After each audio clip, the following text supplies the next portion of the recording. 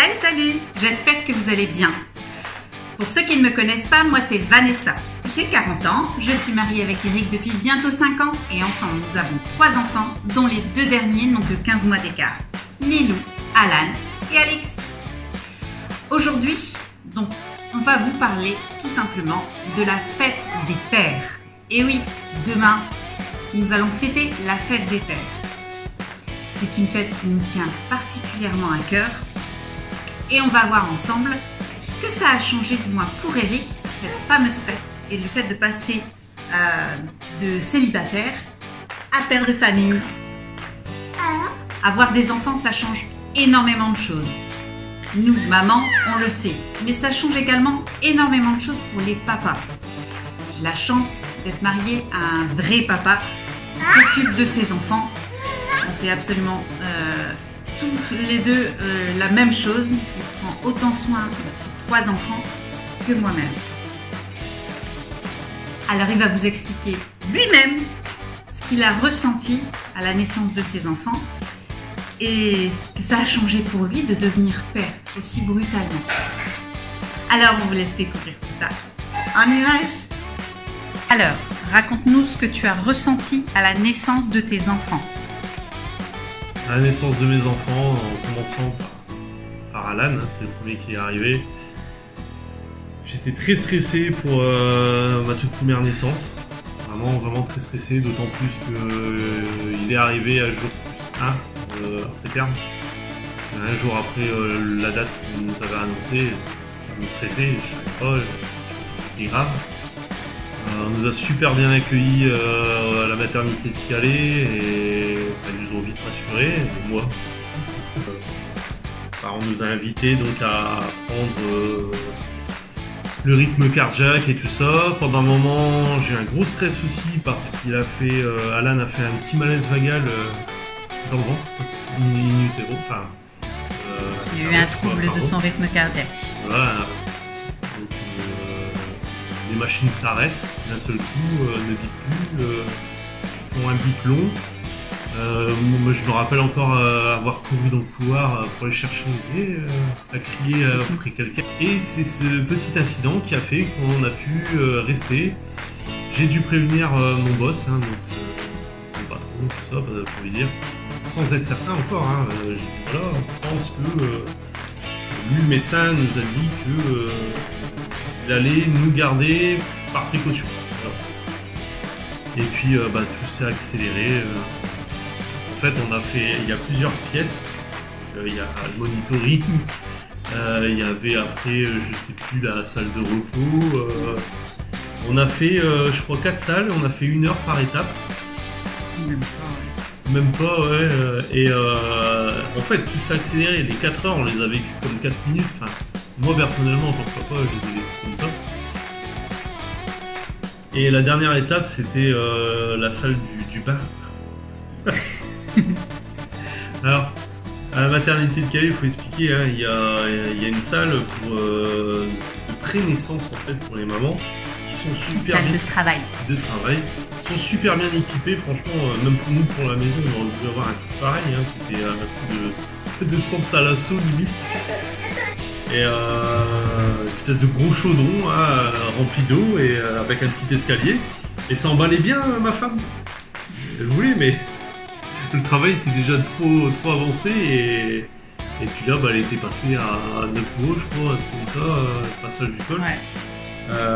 Donc il était trop tard pour le bain, il était trop tard, autrement voilà, il coule encore.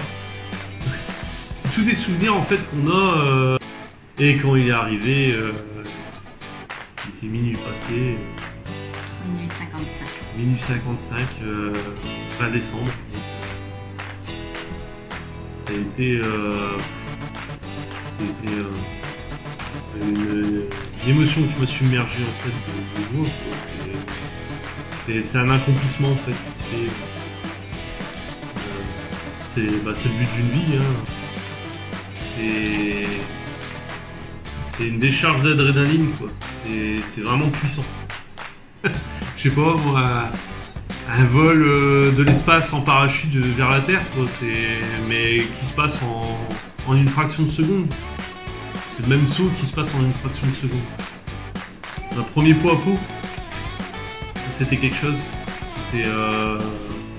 J'avais jamais fait, hein, donc première naissance. Et c'était incroyable. En fait, là, le souvenir que j'ai,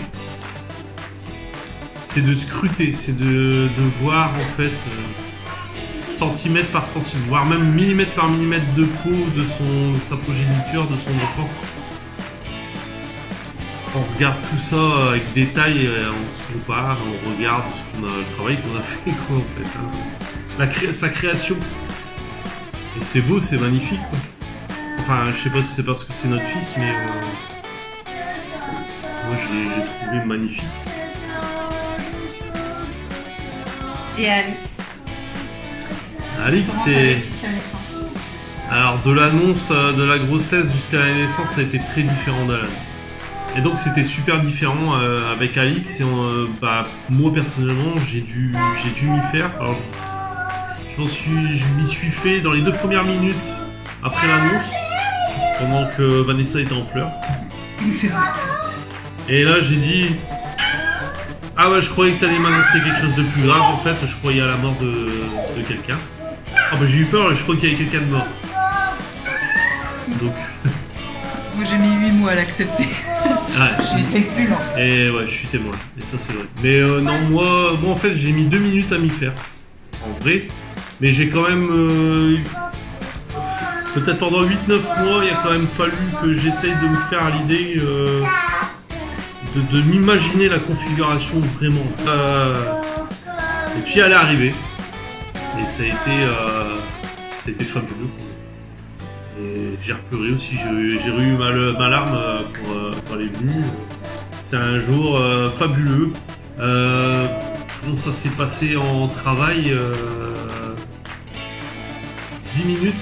Et qu'est-ce qui a changé dans le fait de devenir père? Qu'est-ce que ça a changé pour toi? Ce qui a changé pour moi, c'est la première pensée. La première pensée, c'est qu'on va plus pouvoir penser tout seul, quoi, casse-moi. Il n'y avait plus que moi tout seul, mais il y avait nous. Voilà. Nous rentrons. C'est ça que je cherche à dire. Et oui, avoir des enfants, devenir père, ça attend. Ça fait devenir humble aussi par rapport à beaucoup de choses. Ça fait relativiser aussi sur certaines choses, des trucs voilà, que avant de devenir père c'était grave et après ce n'était plus grave, c'était secondaire. Voilà. Ils sont là, ils sont en bonne santé, j'ai crevé un peu de voiture, c'est pas grave. Ils sont vivants. Et si je te demandais de me citer 3 points positifs à être père et 3 points négatifs?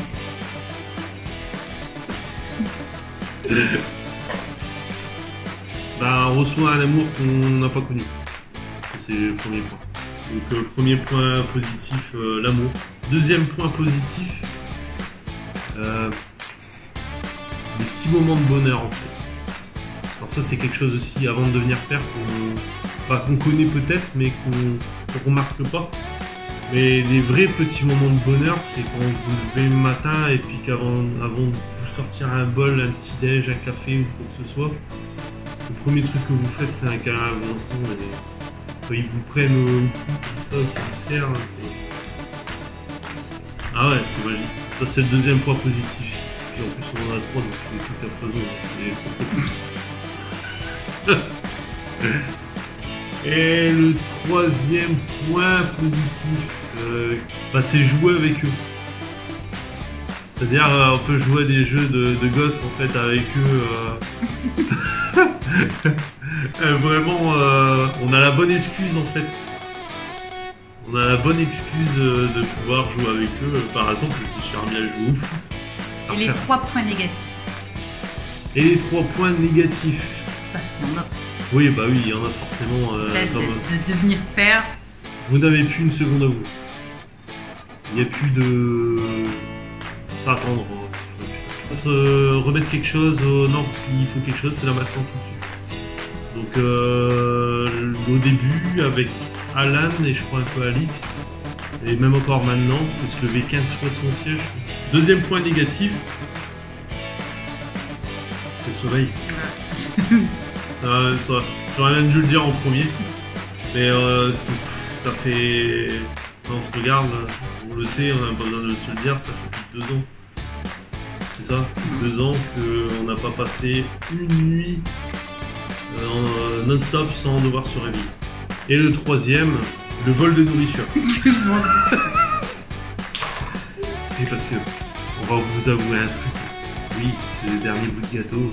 Oui, papa ou maman le veut. Mais il a rien dit ce jour-là. Il vous a laissé grandir et laisser croire que vous vous donnez de bon cœur, mais au fond de lui, il le voulait. C'est ça la réalité, quoi, il faut le dire. Hein. On est tous pareils. Non, ouais, le vol de nourriture. Par exemple, vous avez le dernier gâteau qui fait par-dessus. Ou même des trucs que vous achetez. Le truc qui va être arraché en 2 secondes et vous n'avez même pas pu en avoir. Et si tu devais faire un résumé sur ta vie en tant que papa? Je fais de mon mieux. Ouais, on fait toujours de son mieux. On fait de son mieux. Au fond, on est heureux, on est super heureux. Donc voilà, on a fait notre job. Bon. Et puis on l'a plus que fait. Hein. Vraiment, il devait s'arrêter avant. Mais là, fini en beauté. Voilà, c'est tout pour aujourd'hui. J'espère que vous avez apprécié cette vidéo. Nous, on a apprécié vous la faire. Si vous n'êtes toujours pas inscrit sur YouTube, Instagram et Facebook, c'est le moment pour le faire. Je serai ravie de vous y retrouver. Je suis sur les réseaux tous les jours, donc n'hésitez pas à venir me rejoindre. N'hésitez pas à me mettre en commentaire ce que vous, ça vous a fait de devenir papa. C'est un grand changement et chacun le vit différemment. Donc n'hésitez pas à partager avec nous votre propre histoire. Quant à moi, je vous dis à très bientôt dans une prochaine vidéo. Bye!